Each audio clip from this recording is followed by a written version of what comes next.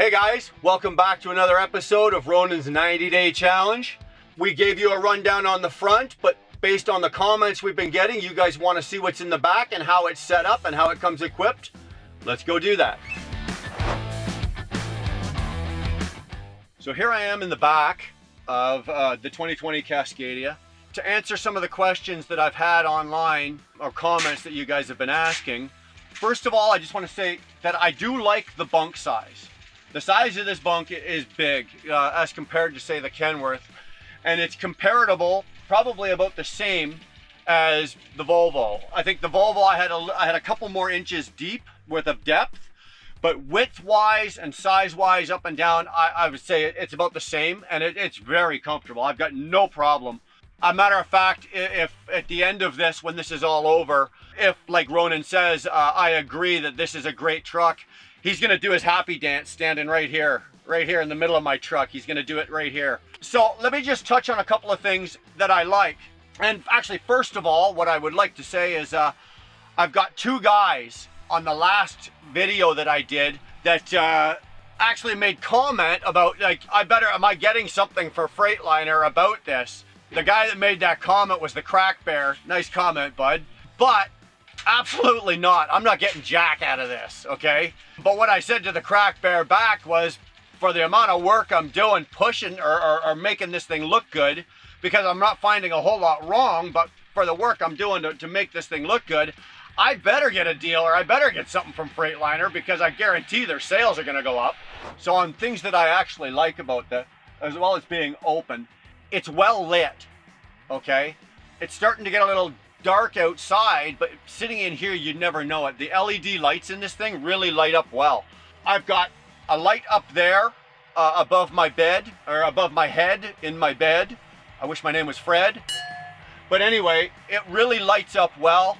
I've actually got this over here. It's an actual reading light. And it moves whatever angle or whatever direction I want it to go. So while I'm laying in bed and I'm reading one of those fantastic mystery novels, whatever, it's actually a good little light for reading. There's another one down by my feet over the TV bracket. I don't have a TV on there because obviously I don't own the truck, so I'm not setting it up. There's a really good little light right here over the stand. The fridge is down here, and on top of the fridge is a drawer and like a complete stand here. And on the stand, I've got my printer, and I've got a couple other things, and it's really handy to have. And above that is a really good little utility. It's a little LED light. It lights up the area real well. Above that, we've got the cabinet for the microwave. I've got just a small 1.2 cubic foot microwave in there. Nothing fancy, but it is enough that I can, I microwave whatever I want short of a 10-pound turkey. And then right above that, I've got a cabinet. The cabinets in this thing are actually, surprisingly, are really, really good. They're well latched, and I was expecting to be going down the road and I'd be hearing things rattled. So far, on a truck that's a year and a half old with 265 or 270,000 miles on it, the cabinets are still intact and there's no rattling, so they're really good. I wish there was a couple more. I've got one here, I got a small one there, I've got another small one up there, and I've got another big one here. And that's pretty much it for my upper cabinets. The only other thing that this thing has that adds is it's got another cabinet here, and that would be for your clothes. It's got the bar there, your coat hangers, and you can hang your wardrobe. I guess it'd be like your wardrobe closet, right? I don't hang my clothes on hangers because after you've been driving all day, you're picking them up off the bottom of the cabinet and putting them back on the hanger. So there's no sense in doing that. I use that as I put a laundry bag in there, and my dirty laundry goes in there. Any dishes that I accumulate once I've washed them or whatever, or Tupperware, it all goes in there and it stores up real nice. It's a good little place to put them. There is one other thing. There's one other cabinet down here. And all I keep down there is a couple cases of water, or a couple jugs of water, a case of pop, some juice and stuff like that. I just keep that all tucked away down there. Now, I didn't even realize this. Believe it or not, I had this truck. When I did the last video on a week, or after the 7 days, I didn't even know this. I discovered this. I discovered this by accident, believe it or not. There's a small table here, right? There's an actual small table right here. Never mind the crumbs that are on there. But I didn't even know that table was there. I discovered it by accident. I was sitting here eating one day, and I looked over and I see, oh, there's a spot there for a hand. Like, so if I stick my hand in there and pull it, what happens is sure as hell, out popped a table. And I'm thinking, oh, this is great. Now, I've had this truck for 7 or 8 days. I didn't even know there was a table. So that's great. I've got a little table there. So if I'm eating or whatever, I can put stuff on there. If I'm just sitting here at the end of the night doing whatever, I can pull that table out. I can put my vape on there. I can put whatever. That's set up really well. I really enjoy that. So other than the space, the lights, the cabinets, it's nice. I'm happy with this. I don't have anything else to compare it to other than the Kenworth, and the Kenworth didn't even have a quarter of this. And I've got the Volvo. So compared to both of those, I'll give you a thumbs up on like square footage and cabinets and setup. I wish there was a few more cabinets. I wish I had a little more room. For example, the cabinets that are up top, they could have taken them a little higher. Or actually given you another cabinet up there, because there's about a foot worth of space between the top of this cabinet and the roof. I wish I could have had that. But other than that, I'm happy with that. So a feature we've got here is if you're running team with the truck and you got to sleep up top, we got a handy dandy ladder here. Now, I'm a 220 something pound plus guy. I don't know if I'm going to try that out or not. I'm not going to try that out. So if any of you guys that are as big as me or bigger have been up and down one of these things and you want to pipe in on how well it works, or if it does or if it doesn't, let us know. But I'm not climbing my butt up and down this ladder, not a chance in it. But it is a good feature. It tucks away real nice. It just folds up. It's there's nothing to it. Folds up, clips in, and surprisingly enough, it doesn't rattle, doesn't make any noise. I've never heard it when going down the road, so well done. It's a good little feature to have. Okay, so now I'm going to briefly talk about a couple of things that I really don't like about the way the truck is set up back here. The first thing is the lack of electrical plugs. Now, I know in the last video I talked about the lack of only having 2 plugs up front, but back here it's really no better. For electrical plugs or to supply your needs, everything back here is like a 12-volt plug-in, sort of like the ones at the front. And I don't like that. Okay, on top of that, there's not enough of them. In the back here, so far, I've got 2. There's one there that you would run your TV off. Now, I've yet to see a TV that you can plug into a 12 volt. You can buy an adapter, I'm sure, but it's not like the old-fashioned, you just plug it into the wall type of plug. And the other one is down here, below my feet. Now, actually, there's 2 of them down there. So I've got 3 of them back here. I'm not crazy about that. Actually, I'm sorry, that's wrong. There's a 4th one behind the microwave, but I can't plug a microwave into that. Again, I'd have to buy an adapter. In this truck here, we've got a 3,000 watt inverter, but in order for me to have access to that, I have to run an extension cord from the inverter. Now, the inverter is down underneath where my head would be. So I had to run an extension cord all the way along the bottom of the bed, underneath the bed, and I had to pop it up over here where my feet are. And then from here, I had to go buy a small miniature power bar. Now with this, I plug in my printer, I plug in the microwave, and again, like I've mentioned before, I'm kind of a little OCD. I don't like wires. I don't like clutter. It just drives me nuts. So having all of this sitting here, this one's for my printer. This one here right now is charging my vacuum because, you know, we got to take care and do some house cleaning. I've got one for my phone while I'm back here. Like, there's nowhere to charge your phone back here.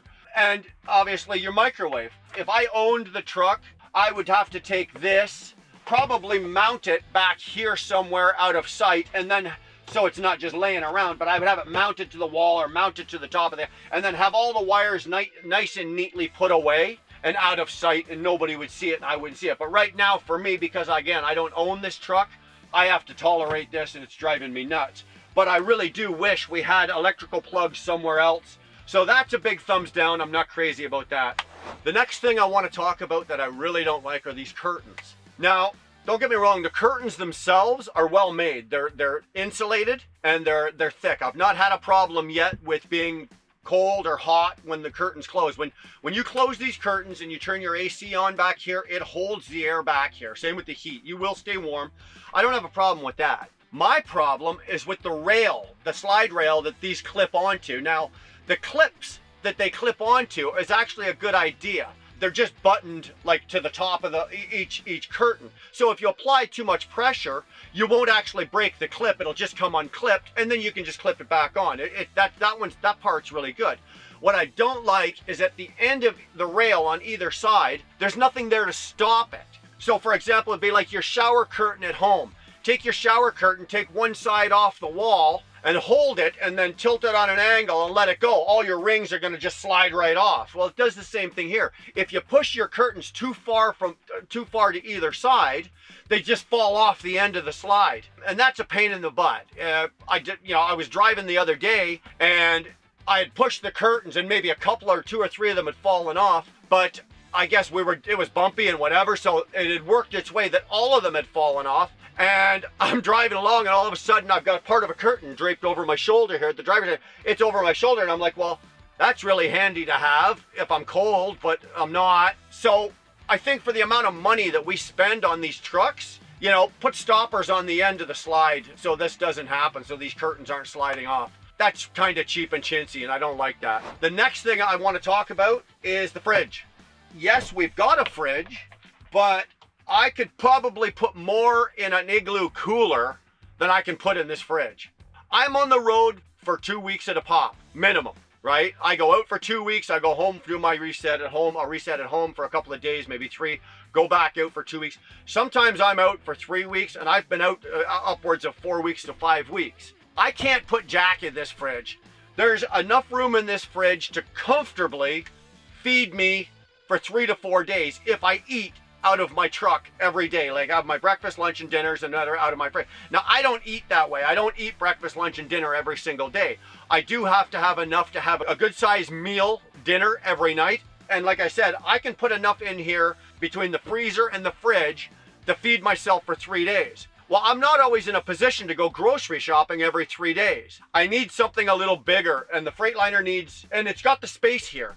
Like I could probably afford to lose about 6 to 8 inches worth of space right here if you want to bring your fridge up and make it a little bigger. So they really, really, really need to do something about the fridge. I'm glad there is one. Thanks. You need to step up your game on the fridge. The fridge is not that good. And the freezer, I don't know what to compare it to, like a cigar box. That's the only thing I could really compare the little freezer compartment in here is to a cigar box. I bring like raw meat, raw food, vacuum sealed, and it's frozen at home. So it has to go in here and stay frozen. Now the stuff that goes in it, yeah, it stays frozen, but I can't get Jack into it. I mean, I can get a pork chop, a chicken breast, maybe a steak, a smaller size steak, a couple of chocolate bars, because I eat my chocolate bars frozen. But other than that, really, I can't get anything else into it. So they need to increase the size of the freezer, increase the size of the fridge. Give us more. Give us more. $200,000 is a lot of money to ask for a truck. At least throw in a decent fridge. That's all I can say about that. Anyway, let's talk about the stereo. I hate it. The stereo, I can't stand it. I'm glad I got one, you know, but most trucks and vehicles today come with it. I can plug in a USB. I can hook up my, go by Bluetooth. I can play music. It comes with a CD player. The fact that it's there and it does all of that, that's great. The sound that it puts out is horrible. I'd rather listen to a cat on a fence post screaming. It's absolutely horrible. It's got this whole thing's got 4 speakers, one in each door, and I think there's 2 of them, one up top there on each side. And the sound quality sucks. They just went cheap. It's just cheap crap. I do not like it. I can play, you know, I use it and play it, but I've tried to adjust it. You know, you can go in and play with the EQ on it and adjust this and adjust that, the treble, the bass, the sound, the front, the back, all the kind of crap like that. But I can't make it sound any better. It really is not the greatest. So you got music and you can listen to Sirius. That's great, but don't expect high quality sound. If I owned the truck, all the speakers would be coming out, new ones would be going in, that stereo would come out of the dash, a new one would go, my Alpine would be going in, and a decent sized subwoofer would be going in under the bed down here, because the sound in here is absolutely atrocious. As you can see where I'm sitting right now, I'm sitting on a mattress. See that? God, I gotta lose some weight. I'm rocking the truck just by bouncing on the mattress. This is the factory mattress that came with the truck. So now, like I said, the truck's 1.5 years old. I've only had it for 30 days. So there's been another driver that's slept on it, whatever like that. Now it's been cleaned and there's a line, I've got a mattress cover on it. So I know that it's okay and sanitized for me, but the factory mattress in this thing sucks. I will, if I was to buy this truck, I would ditch this mattress in a minute. There's a couple of places around town here, around the Vaughan and area here, and they did make custom mattress. I had one made for the Kenworth. I also had one made for the Volvo. Custom mattress. You go in, tell them what you want, firmness, size, dimensions, and they will make the mattress for you. I suggest you do that because the mattress here is terrible. On top of that, the thing I really don't like is, never mind my pillows here, the mattress doesn't go right to the wall.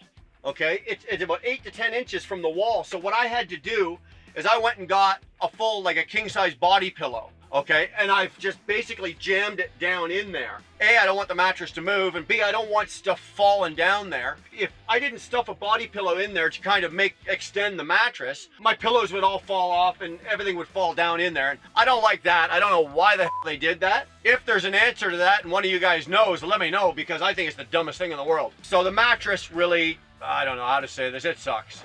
The last problem I've got with the truck back here is the under the bunk storage. Down below here, it's solid. There's like a wall there. Now, if I lift the mattress up, it's got a latch here. If I lift the mattress up, I lift it all up, right underneath here, all along here, it's a decent sized storage. But in order for me to get access to it, I have to lift the mattress, which means everything moves. Now, I think it would have been easier if they just left the whole front off down here. There's just a panel. It's like an extended panel from one side to the other. If they'd have left that off or just ended it here and here and left that open, give me that storage where I can from out here, I can slide things in, slide things out. I appreciate the fact that there is storage there. It's just a pain in the to get to. It really is. I got to lift everything up, do what I want to do, then move it all back down, and then I got to straighten everything else on the bed. That's a pain in the butt. But other than that, I really don't have any other pet peeves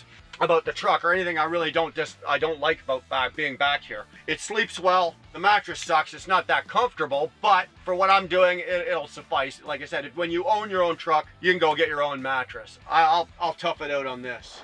So I'm receiving a lot of comments from you guys that want to know about the APU on this thing.